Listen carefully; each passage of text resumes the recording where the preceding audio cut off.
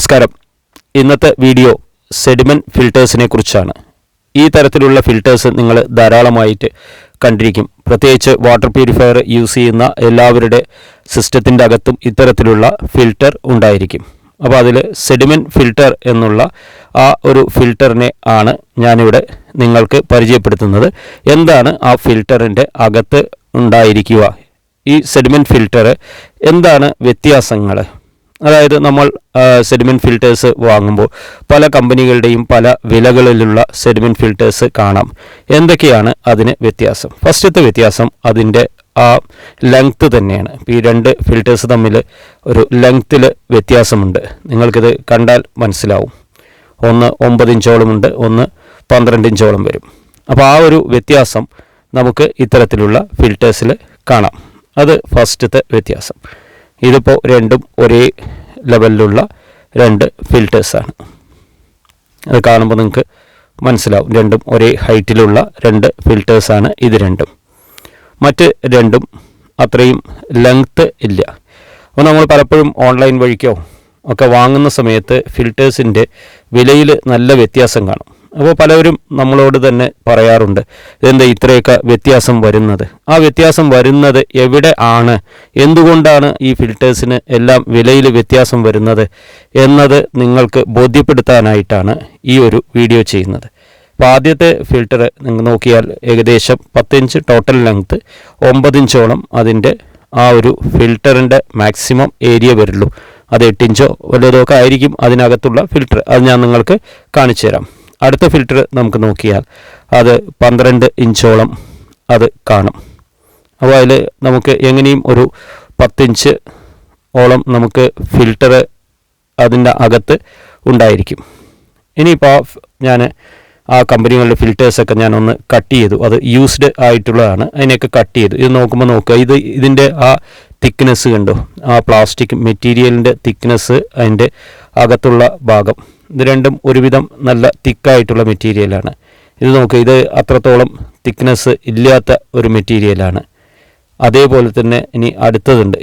ഇതിന് ഇപ്പോൾ കാണിച്ച എല്ലാറ്റിനേക്കാളും വളരെ തിക്നെസ് കുറഞ്ഞ മെറ്റീരിയലാണ്. ഇനി ഇത് നോക്കൂ, ഇത് അതിലും നല്ല തിക്കായിട്ടുള്ള മെറ്റീരിയലാണ്. അപ്പോൾ നമുക്ക് ഒന്നാമത്തെ വ്യത്യാസം ഞാൻ പറഞ്ഞു നീളത്തിൽ. രണ്ടാമത്തെ വ്യത്യാസം ഇതിൻ്റെ ആ യൂസ് ചെയ്തിട്ടുള്ള പ്ലാസ്റ്റിക്കിൻ്റെ ആ കേസ് ഉണ്ടല്ലോ, ആ കേസിൻ്റെ വ്യത്യാസം. അതാണ് ഇതിൽ മെയിനായിട്ട് രണ്ടാമതായിട്ട് നമുക്ക് മനസ്സിലാക്കാൻ കഴിയുന്നത്. ആദ്യം അതിൻ്റെ ഹൈറ്റ് ഡിഫറൻസ് ഉണ്ട്, രണ്ട് അതിൻ്റെ അകത്തുള്ള ഈ ഫിൽറ്റേഴ്സിൻ്റെ വ്യത്യാസമുണ്ട്. ഇനി ഇതിൻ്റെ അകത്ത് യൂസ് ചെയ്തിട്ടുള്ള ഓരോ ഫിൽറ്റേഴ്സും, ഇപ്പോൾ നമ്മൾ 5 എണ്ണം കാണിച്ചു, 5 എണ്ണം കട്ട് ചെയ്ത് മാറ്റി വെച്ചിരിക്കുകയാണ്. അപ്പോൾ അതിൽ ഓരോന്നിൻ്റെയും ഞാൻ വെവ്വേറെ കാണിച്ചു തരാം. ഇതിൻ്റെ ഫിൽറ്റർ നോക്കുക എത്രത്തോളം തിക്നെസ് ഉണ്ടെന്ന്. അത്യാവശ്യം തിക്നെസ് ഉള്ള ഒരു ഫിൽറ്ററാണ് അത്. ഇത് സ്പൺ ഫിൽറ്റർ എന്നുള്ള ആ സ്പൺ ഫിൽറ്റർ അല്ല. അത് ഹൈറ്റൊക്കെ ഓൾമോസ്റ്റ് സെയിം തന്നെ ആണ്, കുറച്ച് കുറവാണ്. എന്നിരുന്നാലും ഏകദേശം അതിൻ്റെ അടുത്ത് ഹൈറ്റ് ഉണ്ട്. പക്ഷേ ഇതിൽ യൂസ് ചെയ്തിട്ടുള്ള മെറ്റീരിയൽ വ്യത്യസ്തമാണ്.